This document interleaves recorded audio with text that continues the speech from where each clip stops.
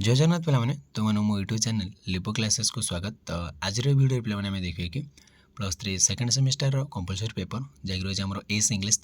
तो तार आज आम फास्ट क्लास को आरंभ करवा पे क्लास को आरंभ करने पूर्व आम सिलेबस प्रथम नजर पकईदेवा, कारण सिलेबस जब टे क्लीयर अच्छे ना माने क्लास को बुझे आमको बहुत सहज हो पड़ो। तो देखिए पे प्रथम यूनिट 1 आम कौन सिलेबस रही कौन कौन रही कौ विषय में आलोचना करवा।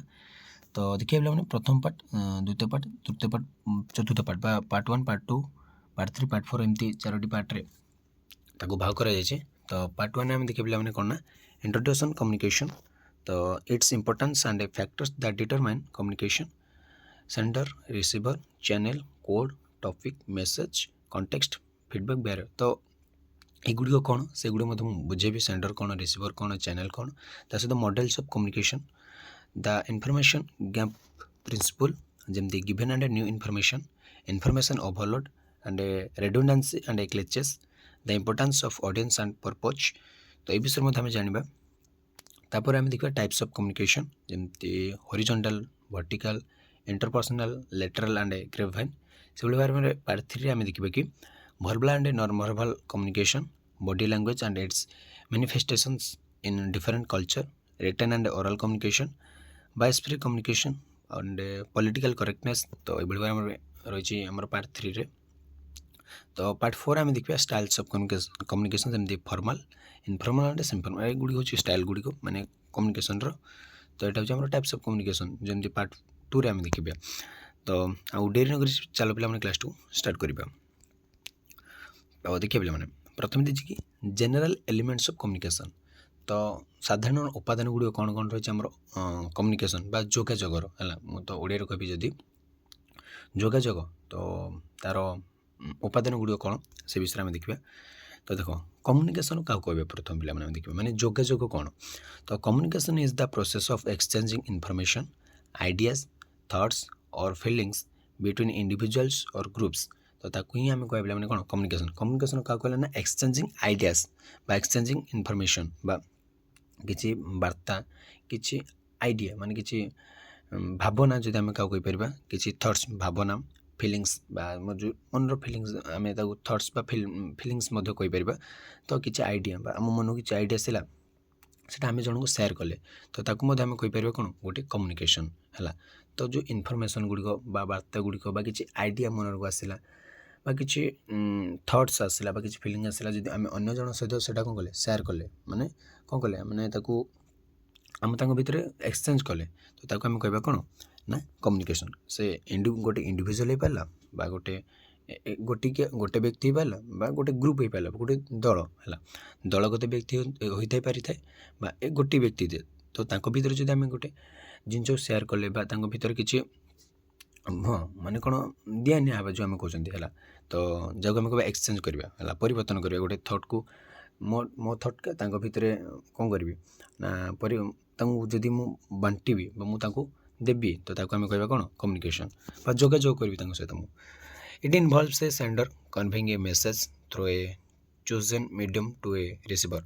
तो सेटा गोटे किए सेंड करता है कन्वे करता है ना गोटे सेंडर क्या द्वारा ना गोटे मीडियम द्वारा क्या पाखक ना गोटे रिसीवर पाखक माने प्रेरक गोटे मध्यम द्वारा ग्राहक पाखक से पठाई थाए है। तो सेंडर मैंने आम ये बुझीपर प्रेरक जी पठाए मेसेज टी वार्ताटी क्या मध्यम गोटे मध्यम ही से पठाए और क्या पाखक ना ग्राहक पाखक जी ग्रहण करे बा receiver. Which is the aim of creating understanding or prompting and action. तो कौन ना क्रिएटिंग अंडरस्टैंडिंग एमती पठाए जमती कि सी कौन अंडरस्टैंड मैंने बुझीपार है। से जो रिसीवर से मेसेजटा बुझीपार से एम रखिए कि एम रखिए ना सेंडर सेंडर गोटे एम ना जिते से मेसेजटा पठाए क्या पाखक रिसीवर पाखक जमती रिसीवर से बुझीपार अंडरस्टैंड कर। Communication is essential in all aspects of life as it helps in building relationships, conveying ideas and facilitating collaboration। तो कौन कहला पे बिल्डिंग रिलेशनशिप तो गोटे आम संपर्क गठन कर जेकोसी कार्य आमको कौन ना कम्युनिकेशन निहाती दरकार पे माने जोगाजोग निहाती दरकार। आम रिलेशनशिप क्रिएट हो बा गोटे आइडिया गुड़ कन्वे कर हो बा फैसिलिटिंग कोलाबोरेशन बा आम कोलाबोरेट करने आमको कौन दरकार ना कम्युनिकेशन निहाती दरकार। तो कम्युनिकेशन कौन तो आम बुझे कम्युनिकेशन बहुत माने केतिकी दरकार आम देखिले माने जदि जोगाजोग न हो पाला आम थट कौन आम भीतर रही पार आम भावनाटा आम मनरे ही रही माने आम अन्य जन कौन ताको कहीपरबानी एक्सचेंज करें सेयार करें। तो से आमको कम्युनिकेशन निहाती दरकार जोगाजोग निहाती दरकार जहाँफल आमर गोटे ग्रुप हो पाला गोटे इंडिविजुअल भितर कौन ना गोटे रिलेशनशिपटा बहुत भल क्रिएट हो पार। तो तापर आम देखा जनरल एलिमेंट्स ऑफ कम्युनिकेशन पे प्रथम आसला सेंडर है सेंडर जहाँ मुझे कहली प्रेरक ओडिया प्रेरक है द इंडिविजुअल्स और एंटिटी इनिशिएटिंग द मेसेज। तो आम कहवा कौन सेंडर ना से गोटे इंडिविजुअल बा गोटे एंटिटी बा जी हूँ जदि जी मेसेजटा कौन इनिशिएट कला बा तैयारी कला ताको कहवा आम sender. The sender is responsible for encoding the message choosing the appropriate language symbols और टोन है। तो सेंडर बहुत रेस्पॉन्सिबल हो पड़ता है बा से बहुत दायित्ववान हो जाए जिते से मेसेजटा तैयारी करते एनकोड करता है पे कौन ना मेसेजटा जो से तैयारी करता है एनकोड कर मेसेजटा तैयारी करवा। तो गोटे एप्रोप्रिएट लैंग्वेज जमती एमती गोटे बहुत भल लैंग्वेज हवा दरकार गोटे सिंबल दबा दरकार जहाँफल कौन रिसीवर जन बहुत भल भाव में बुझीपार। तो जदि पचारा पे एग्जाम रे तो सेंडर कौन ना तुम यहाँ ही लिखिपर ना द इंडिविजुअल और entity initiating the message that कौन सेंडर ताकू ही आम सेंडर बोले कहे जी मेसेजटा तैयारी करे बा जी मेसेजटा पठाए है। तो मेसेज कौन ना the information idea or thought that the sender wants to communicate है। तो ताले मेसेज आम क्या कहे पे ना जो आम रही किए ना सेंडर से जोटा कौन ना वांट करती बा चाहती कम्युनिकेट करने। तो गोटे सेंडर चाहिए मुझे सहित गोटे अन्य सांग सहित गोटे कौन माने एग्जाम हो बा गोटे पार्टी करने को जेकोसी हो गोटे जदि से चाहती सांग सांग भितर तो सी जो अन्य सांग कहे मेसेज करे व्हाट्सएप हो पाला इंस्टाग्राम बहुत गुटे सोशल मीडिया मोर रही तो से फल माने थ्रो रे तो से गोटे मेसेज कराया चाहिए तो ताको जो से जहाँ चाहिए जहाँ मेसेज कराया चाहिए से मेसेज कहवा हाँ गोटे पार्टी करवा से तार मेसेज मैंने थट आसला मन को आसला गोटे पार्टी करवा तार इच्छा थी गोटे से कहवा message. A message must be clear and structured for the receiver to understand effectively माने कौन से बहुत भल भाव बुझा पड़ू आवश्यक खाली मेसेज तो आम सेंड करते गलानी तो ताले सांग कौन कह कौन कुछ किसी बुझा ही पड़ूनी माने सेंडर कौन पठे जदि रिसीवर न बुझीपाला तो सेटा कम्युनिकेशनटा बहुत बड़ माने बेकार है।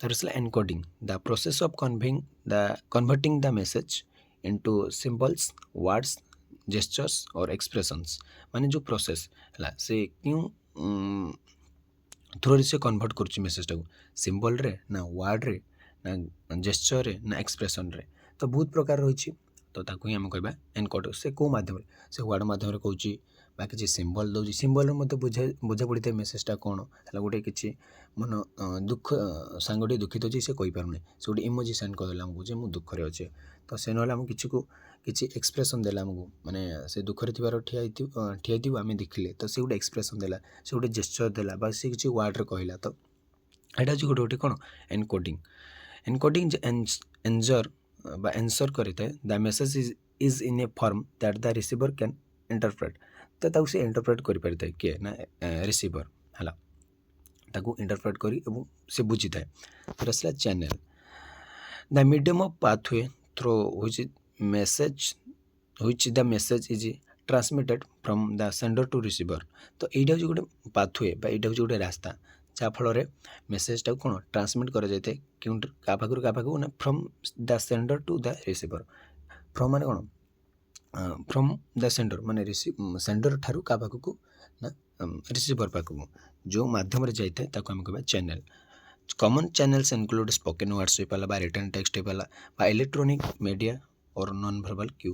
तो बहुत गुड़े माध्यम अच्छी पे आमर मेसेज गुड़ को कौन सेंड कर सॉरी मेसेज गुड़ कौन गोटे रिसीवर पाखु पहुँचे सेंडर माध्यम रिसीवर माध्यम को। तो रिसीवर किए ताले the person or group for whom the message is intended the receiver's role is to decode or interpret the message correctly. तो आम रिसीवर क्या कहवा ना से गोटे ग्रुप हो पाला गोटे पर्सन हो पाला जे कि मेसेजटा कौन करे इंटरप्रेट कर जहाँ उद्देश्य मेसेजटा पठा जाए है ବାର୍ତ୍ତାଟାକୁ ଯାହା ଉଦ୍ଦେଶ୍ୟରେ ପଠାଯାଇଥାଏ ତାକୁ କହିବା ଆମେ ରିସିଭର। ମାନେ ମୁଁ ମୋ ସାଙ୍ଗ ନିକଟକୁ ଗୋଟେ ମେସେଜଟେ ପଠେଇଲି ବା ଗୋଟେ ଯେକୌଣସି କେବଳ ମେସେଜ ଆମେ କହିପାରିବା, ମାନେ ସେ ଯେଉଁ ମାନେ ହ୍ୱାଟ୍ସଆପ୍ ହେଇପାରିଲା ବା ଇନଷ୍ଟା ହେଇପାରିଲା, ସେଇଟା ଆମେ ଖାଲି କହିପାରିନି ପିଲାମାନେ। ଗୋଟେ ପତ୍ରଟି ମୁଁ ଲେଖିଲି, ତ ମୁଁ ଯେଉଁ ଲେଖିଲି ଗୋଟେ କ'ଣ ମୁଁ ଲେଖିଲି ମାନେ ୱାର୍ଡ଼ରେ ଲେଖିଲି, ସେଇଟା ହେଉଛି ତା'ର କ'ଣ ନା ସେଇଟା ହେଉଛି ଏନକୋଡ଼ କରିବା, ମାନେ ସେଇଟା ହେଉଛି ଗୋଟେ ପ୍ରୋସେସ୍। ମୁଁ ଯେଉଁ ପ୍ରୋସେସ୍ରେ ଲେଖିଲି ୱାର୍ଡ଼ ହେଇପାରିଲା ବା ଗୋଟେ ଇମୋଜି ହେଇପାରିଲା, ସେଇଟା ହେଉଛି ଏନକୋଡ଼ିଂ। ତ ଯେଉଁ ମାଧ୍ୟମରେ ମୁଁ ଯେମିତି ଡାକ ହେଇପାରିଲା ପିଲାମାନେ, ନହେଲେ କାହା ହାତରେ ଗୋଟେ ମୁଁ ପଠାଇ ପାରିବି ହେଲା, ତ ସେଇଟା ହେଉଛି ଗୋଟେ ଚ୍ୟାନେଲ୍। ତ ଯାହା ପାଖକୁ ମୁଁ ପଠେଇଲି, ମୋ ସାଙ୍ଗ ନିକଟକୁ ମୁଁ ପଠେଇଲି, ସେଇଟା ହେଉଛି ରିସିଭର। ତ ତା'ର କାମ କ'ଣ ନା ମୁଁ ଯେଉଁ ମେସେଜଟା ପଠେଇଛି ସେ ଭଲ ଭାବରେ ସେଇଟା ପଢ଼ିବ ଏବଂ ସେଇଟା କ'ଣ ଭଲ ଭାବରେ ସେ ବୁଝିପାରିବ। ତ ତାପରେ ଆସିଲା ପିଲାମାନେ କ'ଣ ନା ଡିକୋଡ଼ିଂ। The process by which the receiver interprets and understands the message successfully decoding is crucial for effective communication. ତ ଡିକୋଡ଼ିଂ କାହାକୁ କହିବା ନା ଯେତେବେଳେ ଆମେ ପଠେଇଲେ ମେସେଜଟାକୁ ପଠେଇଲେ, ତ ଆମ ସାଙ୍ଗର କାର୍ଯ୍ୟ କ'ଣ ନା ତାକୁ ସେ ଡିକୋଡ଼ କରିବ ବା ଭଲ ଭାବରେ ବୁଝିବ ଏବଂ ଭଲ ଭାବରେ ପଢ଼ିବ। ତ ଏଇଟା ବହୁତ ବଡ଼ ଇମ୍ପୋର୍ଟାଣ୍ଟ ଜିନିଷ ପିଲାମାନେ।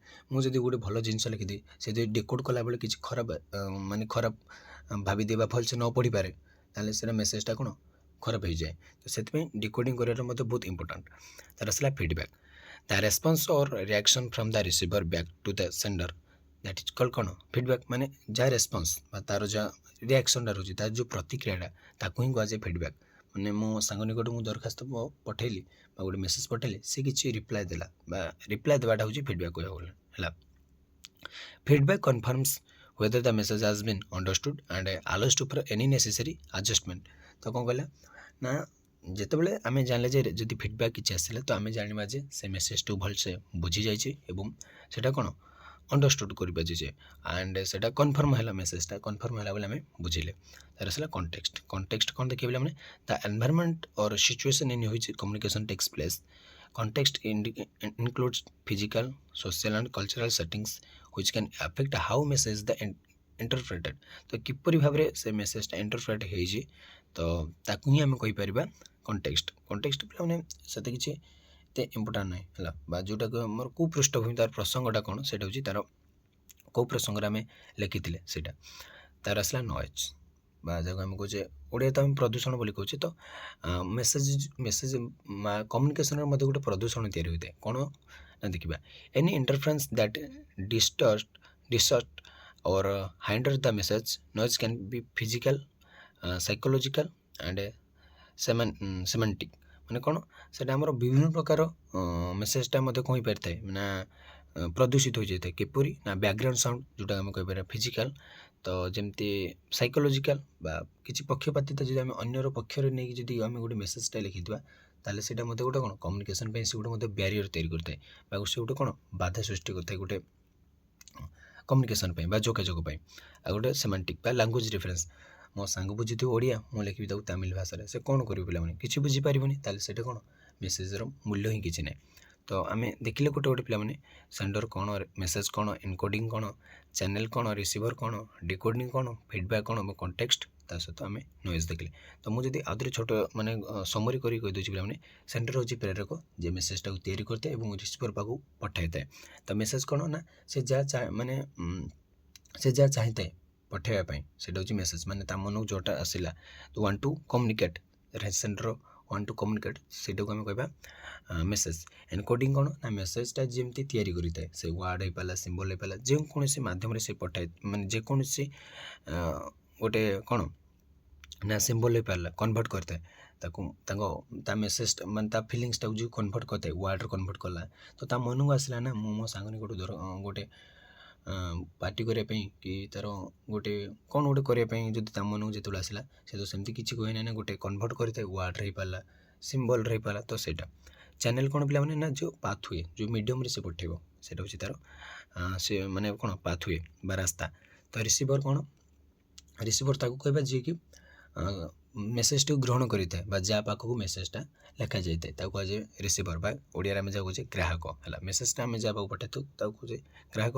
ତ ଡିକୋଡ଼ିଂ କ'ଣ ପିଲାମାନେ ନା ଯେଉଁ ପ୍ରୋସେସ୍ରେ ରିସିଭର ତାକୁ ପଢ଼ିଥାଏ ବା ବୁଝିଥାଏ ହେଲା, ରିସିଭର ଇଣ୍ଟରପ୍ରେଟ୍ କରିଥାଏ, ତାକୁ ବ୍ୟାଖ୍ୟା କରିଥାଏ ସେ ମେସେଜଟିକୁ, ତାକୁ କହିବା ଆମେ ଡିକୋଡ଼। ତ ଫିଡ଼ବ୍ୟାକ୍ କ'ଣ ନା ଯେତେବେଳେ ମେସେଜଟିକୁ କିଏ ଆମର ପଢ଼େ ନା ରିସିଭର ଆମେ ପଢ଼େ, ତ ତାକୁ ସେ ଗୋଟେ ରେସ୍ପନ୍ସ ଦିଏ। କିଛି ନା କିଛି ରେସ୍ପନ୍ସ ଦେବ, କାରଣ ସେ ଆମେ ମାନେ ସେଣ୍ଡର ଜାଣିବ କେମିତି ଯେ ମେସେଜଟା ଗଲା ନା ନ ଗଲା, ପହଞ୍ଚିଲା ବା ନ ପହଞ୍ଚିଲା, ବା ସେଇଟା କନଫର୍ମ ହେଲା ନା ନାହିଁ, ବା ତା'ର ମୋ ସାଙ୍ଗ ପାଇପାରିଲା ନା ନାହିଁ। ତ ସେଇଟା ସେ ଗୋଟେ ଫିଡ଼ବ୍ୟାକ୍ ଦେବ ବା ଗୋଟେ ରିପ୍ଲାଏ ଦେବ, ଯାହାକୁ ଆମେ କହୁଛେ। ତ ଆମେ ଯେମିତି ହ୍ୱାଟ୍ସଆପ୍ରେ ଆମ ସାଙ୍ଗସାଥିକୁ ମେସେଜ୍ କରୁଛୁ ଆଜି କଲେଜ ଯିବୁ, ସେ ଯଦି ହଁ ମୁଁ କାଲି କଲେଜ ଯିବି, ସେ ମେସେଜ୍ କିଛି ରିପ୍ଲାଏ ଦିଅ, ତ ଆମେ ଜାଣିଲେ ଯେ କନଫର୍ମ ହେଲେ ଯେ ହଁ ସେ କାଲି ଯିବ। ତ ଆମେ ସେଇଟା ବୁଝିପାରିଲେ, ସେଇଟା କ'ଣ ଆମ ସାଙ୍ଗ ବି ବୁଝିପାରିଲ, ସେଥିପାଇଁ ତାକୁ ଆମେ କହିବା କ'ଣ ଫିଡ଼ବ୍ୟାକ୍। ତ କଣ୍ଟେକ୍ସଟ କ'ଣ ବୋଲେ ମାନେ the environmental or situation in which communication takes place, କିଛି ସମୟ ନିଏ ହେଲା, ତାକୁ କହିବା ଆମେ କଣ୍ଟେକ୍ସଟ। ତ ନଏଜ୍ କ'ଣ, ଯେମିତି ମୋ ସାଙ୍ଗ ଗୋଟେ ଅଲଗା ଭାଷାରେ ଲେଖିବି ପଠେଇବି ବା କିଛି ଅଲଗା ୱେରେ ମୁଁ ତାଙ୍କୁ କହିବି, ସେ ଯଦି ନ ବୁଝିପାରିଲା ତ ସେଇଠି ଗୋଟେ ନଏଜ୍ ତିଆରି ହେଲା ସେଟା ଗୋଟେ କ'ଣ ହେଲା ନଏଜ୍ ତିଆରି ହେଲା, ଯେଉଁଟାକି ଆମ ପାଇଁ କ'ଣ ଗୋଟେ ବ୍ୟାରିୟର ତିଆରି କରିଥାଏ କେଉଁଟେ ନା କମ୍ୟୁନିକେସନ୍ରେ। ବୁଝିପାରିଲ ତ, ଯୋଗାଯୋଗ କରିବେ ଆମର ସେ ଗୋଟେ ବ୍ୟାରିୟର ଗୋଟେ ତିଆରି ହୋଇଯାଇଥାଏ।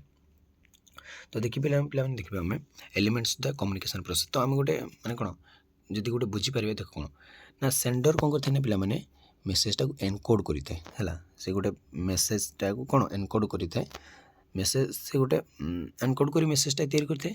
ତ ତାକୁ ଗୋଟେ ମିଡ଼ିଆ ହେଲା, ଗୋଟେ ମାଧ୍ୟମ ହିସାବରେ ସେ କ'ଣ ପଠାଇଥାଏ କାହା ପାଖକୁ, ରିସିଭର ପାଖକୁ। ତ ପିଲାମାନେ ଏଇଟା ଆଗକୁ ଆସିଛି, ଏଇଟା ହେଲା ମେସେଜ ପାଖକୁ, ସେ କ'ଣ ରିସିଭର ପାଖକୁ ମେସେଜଟାକୁ ସେଣ୍ଡ କରିଥାଏ। ରିସିଭର କ'ଣ କରିଥାଏ ନା ଡିକୋଡ଼ କରିଥାଏ ମେସେଜଟାକୁ ହେଲା, ଡିକୋଡ଼ କରିକି ସେ କ'ଣ କରିଥାଏ ନା ରେସ୍ପନ୍ସ ଦେଇଥାଏ ହେଲା, ଡିକୋଡ଼ କରିକି ସେ ରେସ୍ପନ୍ସ ଦେଇଥାଏ। ରେସ୍ପନ୍ସ ବା ଯାହାକୁ ଆମେ କହିବା କ'ଣ ନା ଫିଡ଼ବ୍ୟାକ୍। ତ ଏଇ ଭିତରେ କିଛି ନା କିଛି ନଏଜ୍ ମଧ୍ୟ ତିଆରି ହୋଇଥାଏ। ସେ ନଏଜ୍ ଗୁଡ଼ିକ କ'ଣ, ଯେମିତି ମୁଁ କହିଲି ସେ ଲାଙ୍ଗୁଏଜ୍ ହେଇପାରିଲ ବା ସେ ବିଭିନ୍ନ ପ୍ରକାର ନଏଜ୍ ଆମର କ୍ରିଏଟ୍ ହୁଏ। ଦେଖିବେ ଯେପରି ଆମର କ'ଣ ଲାଙ୍ଗୁଏଜ୍ ହେଇପାରିଲା ବା ବାୟସ୍ ହେଇପାରିଲା ବା ବ୍ୟାକ୍ଗ୍ରାଉଣ୍ଡ ସାଉଣ୍ଡ ହେଇପାରିଲା, ତ ଏଗୁলো ହେଉଛି ଗୋଟେ ନଏଜ୍। ତ ଏଇଟା ହେଉଛି ଗୋଟେ ପିଲାମାନେ କ'ଣ ନା ଗୋଟେ ମାଧ୍ୟମ। ଆଉ ଗୋଟେ ଅଛି ଆମର ଦେଖିବେ ପିଲାମାନେ ନା ଦେଖିବା, ତ ସେଣ୍ଡର ସେ ମେସେଜଟାକୁ ପୁଣି ଥରେ କ'ଣ ଏନକୋଡ଼ କରିଥାଏ, ସେ ଗୋଟେ ଚ୍ୟାନେଲ୍ ମେସେଜଟାକୁ କ'ଣ ଗୋଟେ ଚ୍ୟାନେଲ୍ ବା ଗୋଟେ ମାଧ୍ୟମ ହିସାବରେ ସେ ପଠାଇଥାଏ। ସେ ଚିଠି ମାଧ୍ୟମରେ ହେଇପାରିଲା ବା ଯେକୌଣସି ମାଧ୍ୟମରେ ଗୋଟେ ସେ ପଠାଇ ପାରିଲା ହେଲା, ଯେକୌଣସି ରାସ୍ତା ଅଛି। ତ ତାକୁ କ'ଣ ଡିକୋଡ଼ିଂ କରିଥାଏ କିଏ ନା ରିସିଭର। ତ ଏମିତି ମଧ୍ୟ ଆମେ ବୁଝିପାରିବା, ନହେଲେ ପ୍ରଥମେ ସେ ରିସିଭର ସେ ତାକୁ ଡିକୋଡ଼ କରିଥାଏ ବା ଡିକୋଡ଼ କରିଥାଏ କିଏ ନା ରିସିଭର। ଏଇଟା ଖାଲି ଓଲଟା ପାଲଟା ଲେଖିଛି ପିଲାମାନେ, ସେଇଟା କିଛି ନାହିଁ। ତ ତାପରେ ସେ କ'ଣ ଥାଏ ନା ଯେତେବେଳେ ସେ ଡିକୋଡ଼ କରିଥାଏ, ସେ ଆଉ ଥରେ ଗୋଟେ ଫିଡ଼ବ୍ୟାକ୍ ଦେଇଥାଏ, କାହା ପାଖକୁ ପଠାଇଥାଏ ନା ଫିଡ଼ବ୍ୟାକ୍ ସେଣ୍ଡର ପାଖକୁ ସେ ପଠାଇଥାଏ। ତ ତା ଭିତରେ ମଧ୍ୟ ଗୋଟେ ନଏଜ୍ଟେ କ୍ରିଏଟ୍ ହୋଇଥାଏ। ଏମିତି ମଧ୍ୟ ଆମର ରହିଛି ପିଲାମାନେ। ତ ପାଖାପାଖି ଆମର ଯେଉଁ ଏଲିମେଣ୍ଟ ବା ଉପାଦାନ ଗୁଡ଼ିଏ ରହିଛି ଗୋଟେ କମ୍ୟୁନିକେସନ୍ ପାଇଁ, ପାଖାପାଖି 9ରୁ 10ଟି ରହିଛି ହେଲା। ତ 9ଟି ଆମର ଦେଇଛି, ଆଉ ଗୋଟେ ମଧ୍ୟ ଆମର ରହିଛି ପିଲାମାନେ। ତ କ'ଣ ନା ପର୍ପଜ୍, ମେନ୍ ପର୍ପଜ୍ ହେଲା, ଏଇଟା ହେଉଛି ପିଲାମାନେ ବହୁତ ଇମ୍ପୋର୍ଟାଣ୍ଟ। ପର୍ପଜ୍ କ'ଣ ଦେଖ 10 number, the goal or objective of the communication process, whether it is to inform, persuade, entertain or resolve a conflict, purpose shapes how the message constructed। ତ କ'ଣ କଲା ନା ମେସେଜର ପର୍ପଜ୍ କ'ଣ ପାଇଁ ଆମେ ମେସେଜଟା ଲେଖୁଛେ, ସେଇଟା ଗୋଟେ ଇନଫର୍ମେସନ୍ ଦେବା ପାଇଁ ବା ଗୋଟେ ପର୍ସୁଆଡ଼େ ବା ଗୋଟେ ଏଣ୍ଟରଟେନମେଣ୍ଟ କରିବା ପାଇଁ ବା ଗୋଟେ ରିସଲ୍ଭ କରିବା ପାଇଁ, ଗୋଟେ କନଫ୍ଲିକ୍ଟ ମାନେ କେଉଁଥିପାଇଁ ଲେଖୁଛେ, ତାର ପର୍ପଜ୍ କ'ଣ ହେଲା, ମାନେ ତାର କ'ଣ ପାଇଁ, ତାର କାରଣଟା କ'ଣ ପାଇଁ ଆମେ ଲେଖୁଛେ, ତାର ବୁଝିପାରୁଛୁ ତ ପିଲାମାନେ, ମାନେ ଆମେ କ'ଣ ପାଇଁ ସେ ମେସେଜଟାକୁ ଲେଖୁଛେ ବା ମେସେଜଟା କ'ଣ ପାଇଁ କ୍ରିଏଟ୍ କରୁଛେ, ତାର କ'ଣ ରହିଛି, ସେ ଚାହିଁବା କ'ଣ ମାନେ କ'ଣ ମେସେଜ କ'ଣ ଚାହୁଁଛେ, ସେଇଟା ହେଉଛି ତାର ଉଦ୍ଦେଶ୍ୟ କ'ଣ, ବୁଝିପାରୁଛୁ ତ, ଉଦ୍ଦେଶ୍ୟ କ'ଣ ମାନେ ସେ ମେସେଜଟାକୁ ଲେଖିବା ଉଦ୍ଦେଶ୍ୟ କ'ଣ, ସେଇଟା ହେଉଛି ତାର ମେନ୍ ଥିଙ୍ଗ। ତ ତାର ଆମେ ଯଦି ସମରୀରେ ଦେଖିବା, ତ communication involve multiple interconnected elements that work together to ensure the message effectively convey and understood. ତ ଗୋଟେ କମ୍ୟୁନିକେସନ୍ ପାଇଁ ପିଲାମାନେ ବହୁତ ଗୁଡ଼ିଏ ଏଲିମେଣ୍ଟସ୍ ଦରକାର ହେଉଛି ବା ଅନେକ ଉପାଦାନର ଆବଶ୍ୟକତା ପଡ଼ୁଛି। ତ ଯେଉଁଟାକି ସମସ୍ତେ ଗୋଟେ ମିଶିକି କାମ କରନ୍ତି। ଯଦି ସେଣ୍ଡର ନଥିବେ ତ ମେସେଜର ମୂଲ୍ୟ କିଛି ନାହିଁ, ଯଦି ଗୋଟେ ମିଡ଼ିୟମ୍ ନଥିବ ତ ତା'ର ମଧ୍ୟ ଆମେ ମେସେଜଟା ପଠାଇ ପାରିବା ନାହିଁ। ଯଦି ସିମ୍ବଲ୍ସ, ୱାର୍ଡ଼ସ୍, ଏକ୍ସପ୍ରେସନ୍, ଜେସ୍ଚର୍ ଏଗୁଡ଼ିକ ନଥିବେ ବା ଯେଉଁଟାକୁ ଆମେ କହୁଛେ କ'ଣ ନା କ'ଣ କହୁଛେ ତାକୁ ଆମେ କହୁଛେ କ'ଣ ନା ମେସେଜ। ଯେମିତି ଆସିଲା ଆମର ଏନକୋଡ଼ିଂ କରିବା ପାଇଁ ସିମ୍ବଲ୍ସ, ୱାର୍ଡ଼ସ୍, ଜେସ୍ଚର୍ସ, ଏକ୍ସପ୍ରେସନ୍ ଯଦି ନଥିବେ ତ ସେଗୁଡ଼ିକ ମଧ୍ୟ ଆମର କିଛି ମାନେ ମେସେଜଟା କିଛି ମୂଲ୍ୟହୀନ ହୋଇପଡ଼ିବ। ତ ସେଭଳି ଭାବରେ ଆମ ପାଇଁ ଗୋଟେ ମେସେଜଟାକୁ କ୍ରିଏଟ୍ କରିବା ପାଇଁ ବହୁତ ଗୁଡ଼ିଏ ଦରକାର ହୋଇଥାଏ। ମାନେ ମେସେଜଟାକୁ ଯଦି ସକ୍ସେସଫୁଲି ସେଣ୍ଡର ରିସିଭର ପାଖକୁ ପଠାଇବା ଏବଂ ରିସିଭର ପୁଣି ଥରେ କିଛି ନା କିଛି ଫିଡ଼ବ୍ୟାକ୍ ଦେଇ ପୁଣି ଥରେ କାହା ପାଖକୁ ପଠାଏ ନା ସେଣ୍ଡର ପାଖକୁ, ସେଥିପାଇଁ ବହୁତ ଗୁଡ଼ିଏ ଏଲିମେଣ୍ଟସ୍ ଆମକୁ ଦରକାର ହୋଇଥାଏ। ତ effective communication requires carefully consideration of each elements to minimizing misunderstanding and achieve the intended outcome ହେଲା। ତ ପ୍ରାୟତଃ ସବୁ ଏଲିମେଣ୍ଟ ମାନେ କ'ଣ ଚାହାନ୍ତି ନା ମିସ୍ଅଣ୍ଡରଷ୍ଟାଣ୍ଡିଂ କମ୍ କରିବା ପାଇଁ ବା ଯେମିତି ଅବୁଝା ନ ରହେ ହେଲା, ଯେମିତି ସେଣ୍ଡର ଆଉ ରିସିଭର ପାଖରେ ଅଣ୍ଡରଷ୍ଟାଣ୍ଡିଂ ବହୁତ ଭଲ ରହିଥାଏ, ମିସ୍ଅଣ୍ଡରଷ୍ଟାଣ୍ଡିଂ ଯେମିତି ନ କ୍ରିଏଟ୍ ହୋଇଥାଏ। ତ ସେଇଟା ହେଉଛି ଗୋଟେ ଗୋଲ୍ କହିବାକୁ ଗଲେ ଆମର ଗୋଟେ ମେସେଜର। ତ ଆଶା କରୁଛି ପିଲାମାନେ କ୍ଲାସ୍ଟାକୁ ତୁମେ ବୁଝିପାରୁଥିବ। ତ ତାପରେ ଆମେ ଦେଖିବା ପିଲାମାନେ ଟାଇପ୍ସ ଅଫ୍ କମ୍ୟୁନିକେସନ୍ ବା କମ୍ୟୁନିକେସନ୍ର ପ୍ରକାରଭେଦ।